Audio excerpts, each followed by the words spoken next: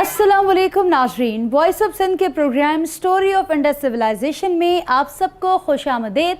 मैं हूं आपके साथ नाजिया मीर। हमारा आज का प्रोग्राम नाजरीन सिंध में मज़ाहमती किरदारों के सुर्खील और सूफ़ी मखदूम बिलावल शहीद से मुतालिक है। इंडस हाईवे पर दादू से लाड़काना जाते हुए बागबान नामी एक गांव आता है, जहां पर हाईवे से बाईं जानिब एक मज़ार नज़र आता है जो मखदूम बिलावल शहीद का है। उसी के साथ एक मस्जिद भी वाक़े है, जहां पर दूर दराज से हर जुम्मे को लोगों की बड़ी तादाद नमाज जुम्मा की अदायगी के लिए आती है और उसके बाद मज़ार का रुख करती है। वैसे तो बरे सग़ीर में औलिया के जितने भी मज़ारात हैं, उनमें हर मज़ार के साथ कई तारीख़ी दास्तानें वाबस्ता हैं।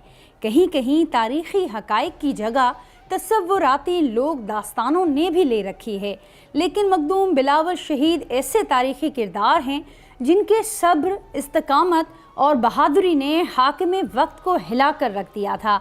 550 बरस कबल सिंध में सम्मा हुक्मरानों ने ख़ित्ते पर अरगून हमला आवरों के ख़िलाफ़ जब मज़ाहमत की तो उस वक्त मखदूम बिलावल बागबान का इलाका आबाद कर चुके थे, जहां उनका बहुत बड़ा मदरसा था। वहां वो दीनी तालीम के साथ अपने पैरोकारों को हुब्बुल वतनी का दर्स दिया करते थे।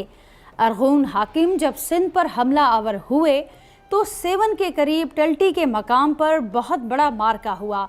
मुकामी जंगजू अरगून फौज के ख़िलाफ़ ज़बरदस्त मज़ाहमत कर रहे थे, जिनमें मखदूम बिलावल के पैरोकार भी शामिल थे। कहते हैं कि मखदूम बिलावल इतनी मधुर आवाज़ में कलाम पाक की तिलावत करते कि दूर दराज से लोग उन्हें सुनने के लिए आते और उन पर वज्द की कैफियत तारी हो जाती थी। यूँ लोग मुतासिर होकर मखदूम बिलावल के मुरीद बन जाते। मखदूम बिलावल एक सूफ़ी थे और सूफिया के अंदाज में इस्लाम को फैलाने के लिए मुख्तलिफ़ इलाकों में जाते थे। जहाँ जहाँ मखदूम बिलावल जाते वहाँ अरगूनों के ख़िलाफ़ अवामी बगावत भड़कती थी।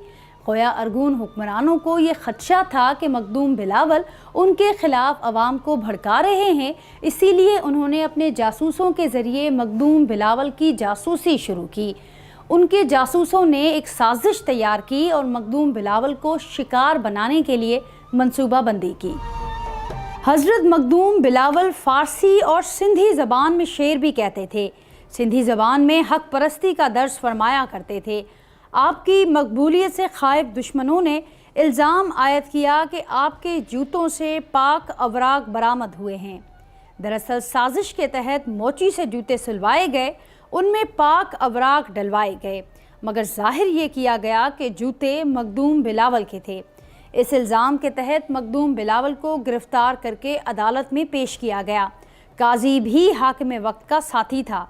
उसने मखदूम बिलावल को जिंदा कोल्हू में डालने की सज़ा दी। इस भयानक सज़ा का मकसद एक ही था कि मकामी मज़ाहमतकारों को डराया जाए। सज़ा पर अमल दरामद के लिए जब मखदूम बिलावल को लाया जा रहा था तो वो तिलावते कलाम पाक फरमा रहे थे। उनकी आँखों पर पट्टी बांधी गई। मखदूम बिलावल अपनी पुरसोज आवाज़ में तिलावते कलाम पाक को जारी रखे हुए थे। जब आपसे आपकी आखिरी ख्वाहिश दरियाफ्त की गई तो मखदूम बिलावल ने कहा, मैं चाहता हूँ कि मुझे पैरों की जानिब से कोल्हू में डाला जाए। मखदूम बिलावल की ख्वाहिश के मुताबिक उनके जिस्म के निचले हिस्से को जब कोल्हू में डालकर बेलों को चलाया गया तो आप ज़ोरदार आवाज़ में कुरान पाक की तिलावत करने लगे। ये मंजर देखकर हुकूमत के सारे अहलकारों और काजी पर लर्ज़ा तारी हो गया। मखदूम बिलावल को 1552 ईस्वी को शहीद किया गया।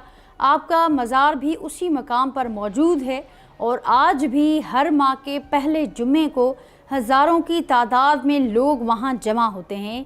मेले का समा होता है।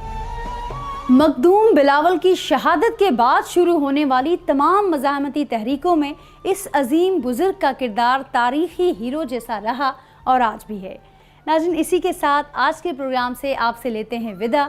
सिंध की तहज़ीब, तारीख़ और सकाफ़त से जुड़ी मज़ीद कहानियों को जानने के लिए जुड़े रहिए स्टोरी ऑफ इंडस सिविलाइजेशन के साथ, सिर्फ वॉइस ऑफ सिंध पर।